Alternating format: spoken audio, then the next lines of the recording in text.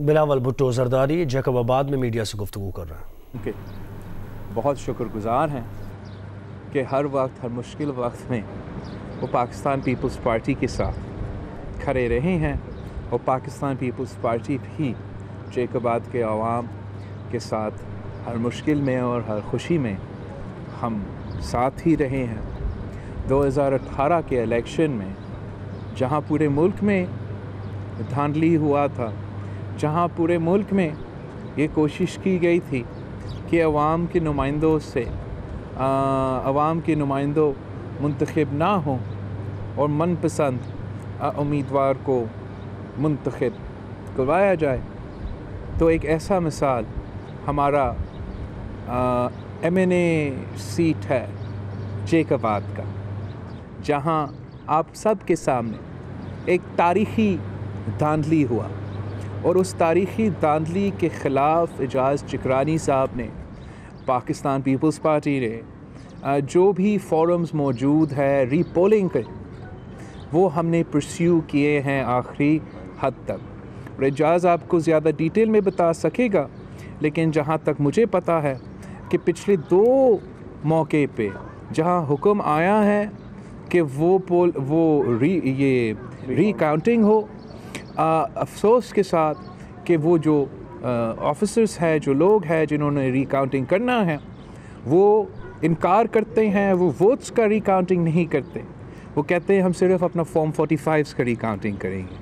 तो हम समझते हैं कि वो जो धांधली 2018 में ज़िला में शुरू हुआ था वो आज तक जारी है, और जो कोर्ट्स में हमारा जिद्दोजहद चल रहा है या जो इलेक्टोरल फोरम्स में हमारा जिद्दोजहद चल रहा है, उसमें भी इंसाफ होना चाहिए।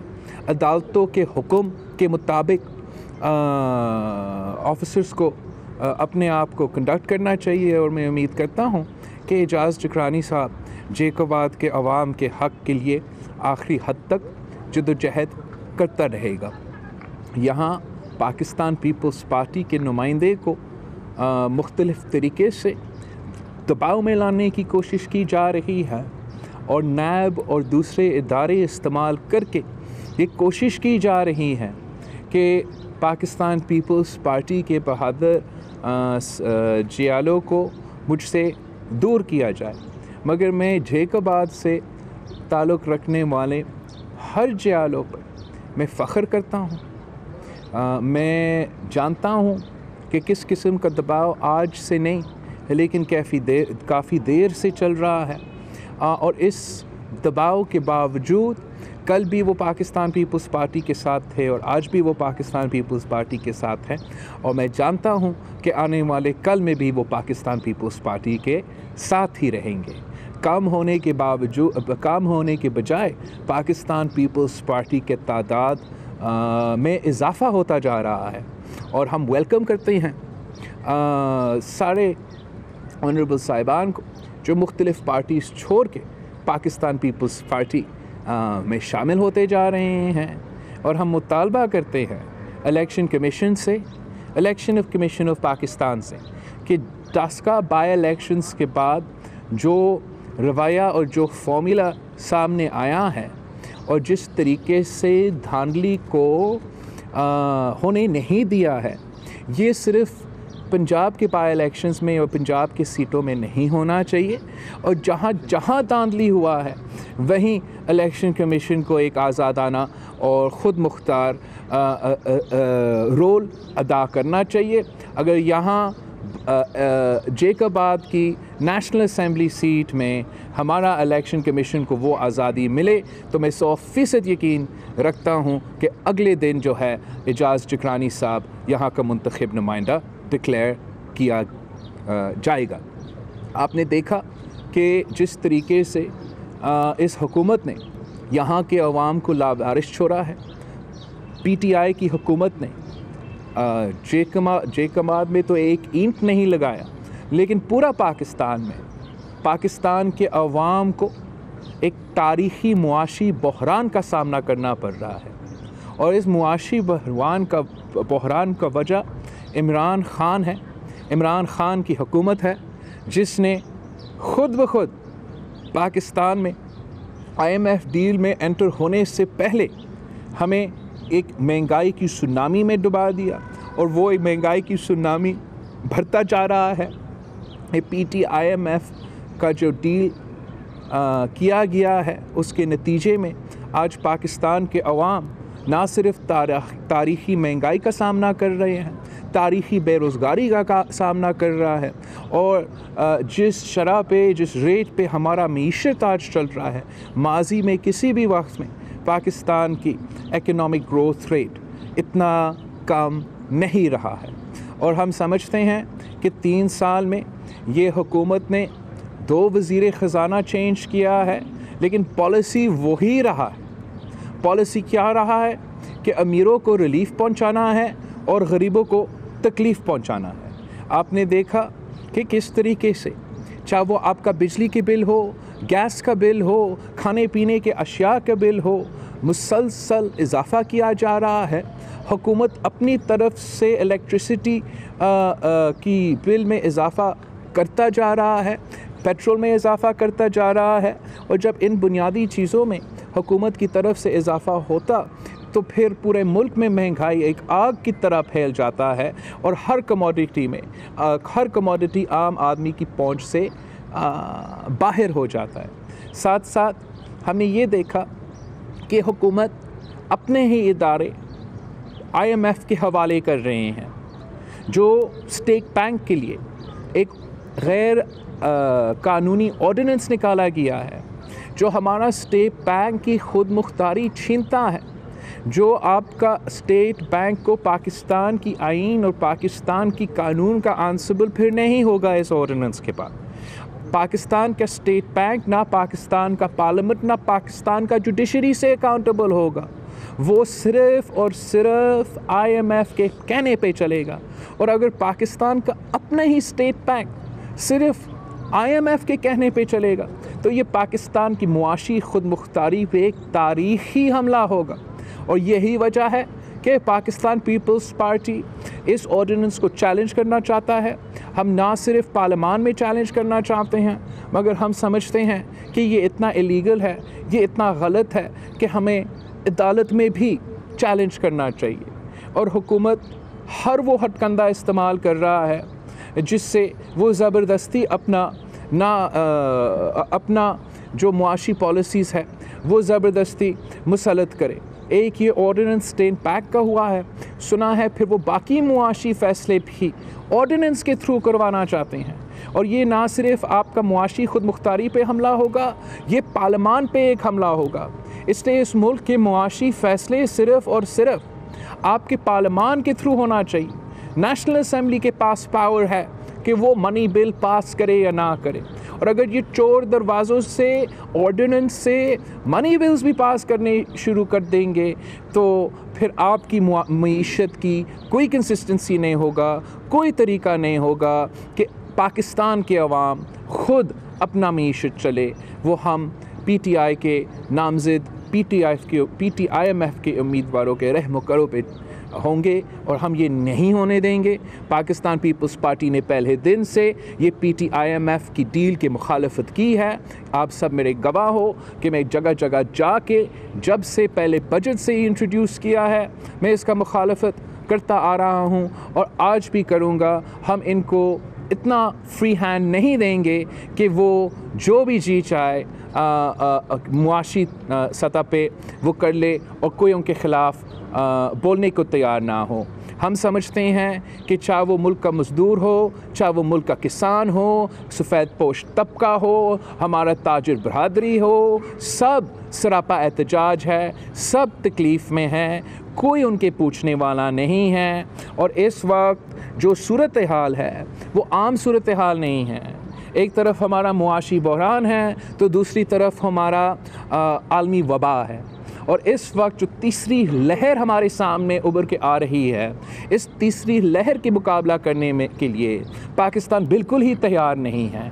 और अगर हम तैयार नहीं हैं तो वो सिर्फ़ इसलिए कि हमारी वफाकी हुकूमत एक ढिठाई के साथ पता नहीं क्यों इस पॉलिसी पे है कि वो ख़ुद आपके लिए, पाकिस्तान की आम पब्लिक के लिए वैक्सीन या वो दवाएं जो आखिरी जो सिर्फ ये एक ही इलाज है इस बीमारी के लिए, वो दवाएं हर पाकिस्तानी के लिए ख़रीदने को तैयार नहीं हैं। और हम वो वाहिद मुल्क है जो इस रीजन में है जो कोविड के मुकाबले करते हुए वैक्सीन की सूरत हाल में, चाहे वो बांग्लादेश हो, चाहे वो भारत हो, चाहे वो श्रीलंका हो, चाहे वो अफ़गानिस्तान हो, हम हर ममालिक से वैक्सीन डिस्पर्सल में पीछे हैं।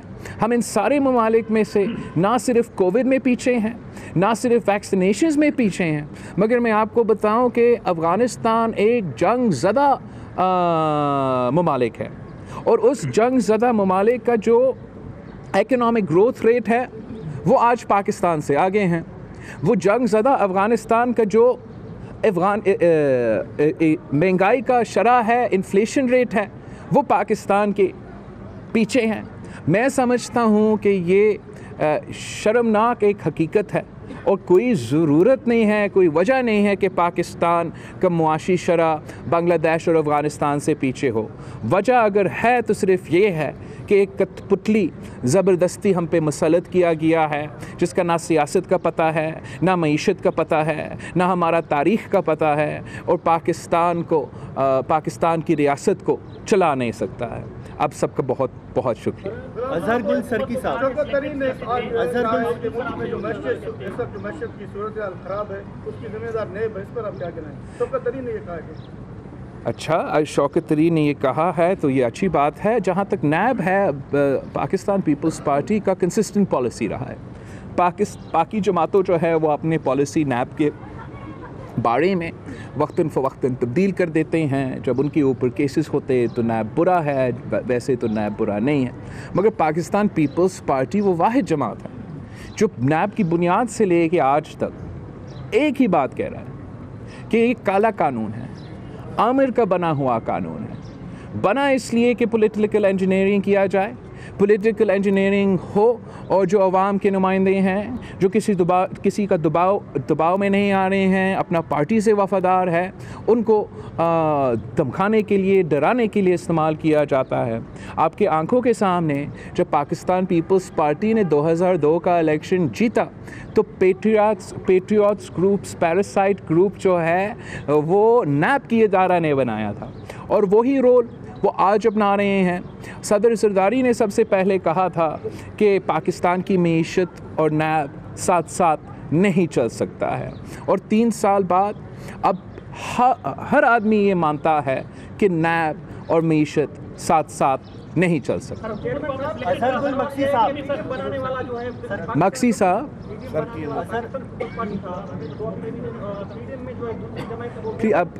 फिर से शुरू कर दे। सॉरी, दूसरे जमात थे वो मेहमान थे, अभी मेहमान जमात जो है अभी एक जमात बन गए हैं, उसके बारे में आप क्या कहेंगे? दूसरा सवाल ये है कि हालिया जो है नून और पीपी में जो कशीदगी है, उसके बाद बिलावल और मरम में बहन भाई वाला रिश्ता है कि नहीं? वो तो इंशाअल्लाह ताला पाकिस्तान पीपल्स पार्टी का सीसी कुछ दिनों बाद मिलेगा, इस पे तफसीली तबसरा होगा। और जहाँ ये हकीकत है कि पाकिस्तान पीपल्स पार्टी के अंदर काफ़ी कुछ ऐसे लीडर्स और वर्कर्स हैं जो मुझे वक्तन फ़वक्तन कहते रहे कि हमें पाकिस्तान पीपल्स पार्टी और नून लीग का माजी ऐसा है कि साथ चलना मुश्किल होगा।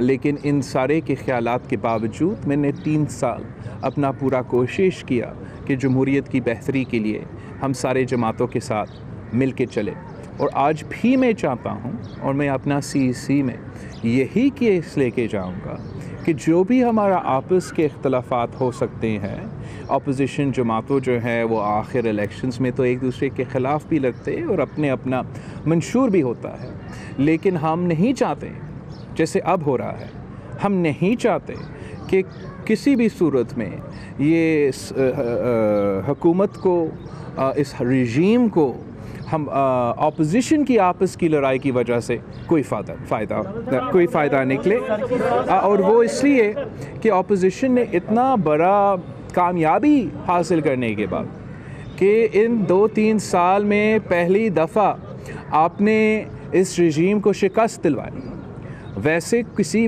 को ये मौका ना मिला या हो नहीं सका कि इस रजीम को एक मुकम्मल तौर पे जैसे आप कहें कि शिकस्त हो, और इससे बड़ा कोई शिकस्त नहीं हो सकता कि आप वज़ीर आज़म को, वज़ीर आज़म का अपना